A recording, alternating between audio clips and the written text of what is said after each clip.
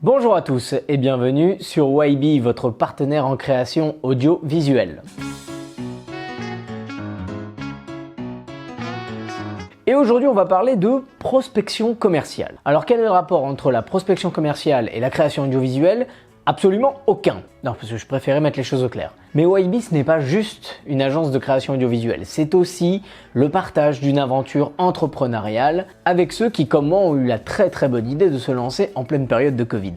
Et la prospection commerciale est selon moi une étape indispensable dans la vie d'un entrepreneur, surtout si vous êtes seul. Nous, on est deux. Et c'est vrai que c'est plus moi qui gère la partie commerciale. Donc aujourd'hui, on va parler de prospection commerciale, mais pas n'importe laquelle. On va aborder le sujet de la prospection commerciale sur LinkedIn. Parce qu'il faut le savoir, donc moi je suis un vieux de la vieille, c'est-à-dire que la prospection commerciale, pour moi, c'est téléphone, email. Mais quand même plus téléphone, parce que j'aime pas donner la sensation aux personnes avec lesquelles j'entre en contact qu'en fait c'est un nom sur une liste. Parce que voilà, je préfère commencer à avoir un contact humain avec les personnes avec lesquelles je vais peut-être travailler. Alors évidemment, si je n'arrive pas à avoir la personne au téléphone, je vais lui envoyer 1, 2, 3 mails. Mais même ces mails, je vais vraiment passer du temps à les écrire les uns après les autres. Il n'y a vraiment rien d'automatique. Sauf que depuis quelques temps, quand je regarde sur internet par curiosité, je vois que la plupart des gens disent qu'aujourd'hui, la prospection téléphonique et mail, c'est devenu ringard. Et qu'aujourd'hui, la prospection, elle se fait sur LinkedIn. Alors si toi, tu es quelqu'un qui prospecte sur LinkedIn,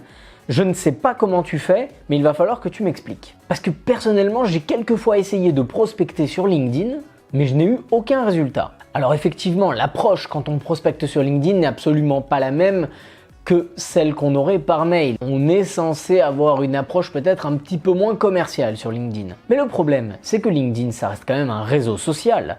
Donc quand moi, quelqu'un m'ajoute et que la personne, je ne la connais ni d'Adam ni d'Ève et qu'elle commence à me demander « Salut, ça va Yaniv ?» etc. Ben je sais pas pour vous, mais moi j'ai pas envie de répondre.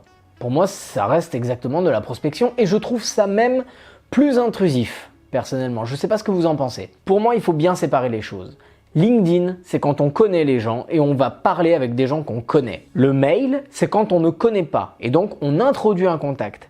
Mais mélanger les deux, pour moi, ça ne marche pas. Prospecter sur LinkedIn, étant donné que c'est un réseau social, mais c'est exactement comme si quelqu'un venait sur Instagram ou sur TikTok ou sur Facebook, quelqu'un que je ne connais pas, pour commencer à me vendre ses services. Je trouve presque que la violation de ma vie privée est encore plus forte quand on vient me prospecter sur un réseau social personnel que de m'envoyer un mail. Et personnellement, je réponds très rarement lorsqu'on me prospecte sur LinkedIn et je continuerai, je pense, à prospecter par mail. J'attends du coup vos avis, vos commentaires pour me dire selon vous, est-ce qu'il vaut mieux prospecter sur LinkedIn? Est-ce qu'il vaut mieux prospecter par mail? Est-ce qu'il y a des vieux de la vieille comme moi qui prospectent par téléphone ou est-ce que vous ne prospectez pas du tout? Et si le sujet vous intéresse, n'hésitez pas à me le mettre en commentaire et peut-être que j'en parlerai dans une autre vidéo. C'est tout pour moi, à bientôt!